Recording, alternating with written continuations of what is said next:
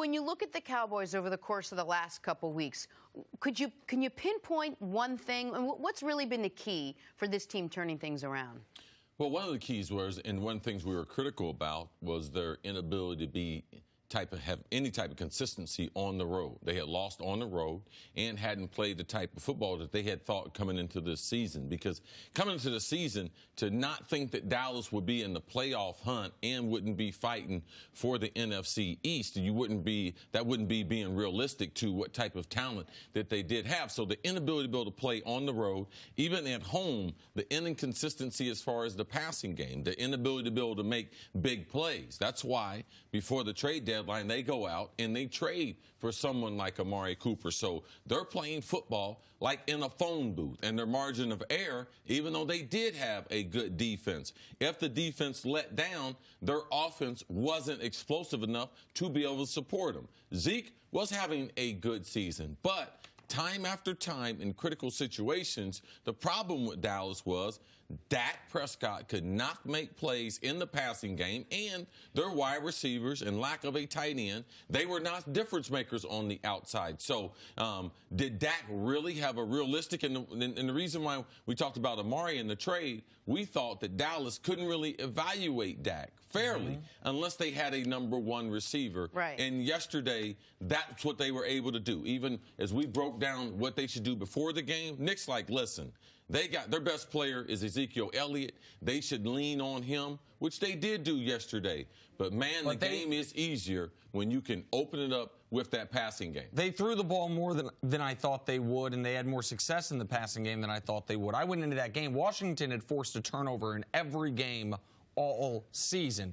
Dallas was going into yesterday 5-0 when they didn't turn the ball over. So I thought their best path to victory was just play a clean football game, let Colt McCoy make the inevitable mistakes that we saw him make. They did play a clean football game, but it wasn't because they only handed the ball to Zeke. Now, he did have 26 carries.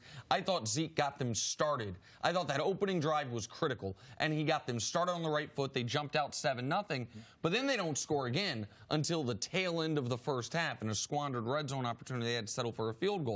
The difference in the game, obviously, was what you alluded to. Dak made a couple good but relatively basic throws that an elite playmaker did the most with. That Amari Cooper on both of those plays, took him to the house. With one play, a defender falls down, but he still has to make the cut to make him fall down. And the other play goes 90 yards. I thought he was going to get caught. Like, those were elite plays where you finally saw that's the Amari Cooper that we had seen at Alabama in his first 2 years in the NFL. And yesterday was the first time that I had seen, and Amari and Jenna, you make a point seeing him there in the interview and been like, wow, that's Amari Cooper right there, right? Because sometimes sometimes you don't know the guys, so now you start to see him in interviews. So Amari's an elite talent.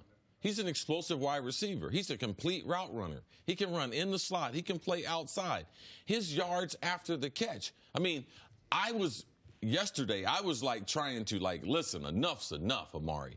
I know we can't just keep blaming quarterbacks or blaming systems. At some point, your career is some part of your responsibility. And it's hard when you transition during the middle of the season. But if you look at what he's done in 4 weeks in Dallas compared to 6 games this year in Oakland, I mean, it was time for him to have that type of breakout game. We've been asking these wide receivers, a number of them have gotten traded, but when you look at the overall productivity, and this game was needed for him because before yesterday, his longest pass of the season, I think, was 36 yards in Oakland. I think his longest pass play was 20-something in Dallas. So him to be able to make those explosive plays, you could see. And he made him win. I'm sorry to interrupt. He made him when it looked like the game was slipping away from Dallas. Yes. They had blown the end of the first half, I thought, poorly twice. They blew it in the red zone. They got another opportunity. They blew it again. Washington comes out after Dallas goes 3-and-out early in the second half, scores a touchdown.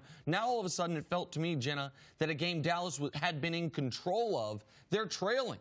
They're trailing 16-13, or I'm sorry, they're trailing 13-10, pardon me. And how did we get here? And then Amari on a 3rd and 2 takes it to the house. The next drive, on 2nd and 9 from the 10 takes it to the house, and that flipped the football game. Cowboys are taking their sweet time putting everything together. It took them a bunch of weeks before they figured out what it's going to take for them to win. Then they bring Amari Cooper in. Takes them a bunch of weeks before they figure out how to incorporate him into their lineup. So now they've got Amari Cooper working. At least we saw that last night. They got Ezekiel Elliott with 25 to 30 carries every game. He's going to give you hopefully a buck, $1.50, wherever in there.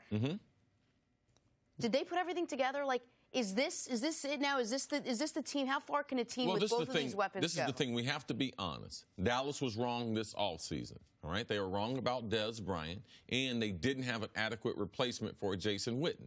So it was going to take some type of transition. I thought, Dallas thought, Allen Hurns was going to be a 1,000-yard receiver, going to be their #1 guy. We thought Cole Beasley, he's doing exactly what we thought.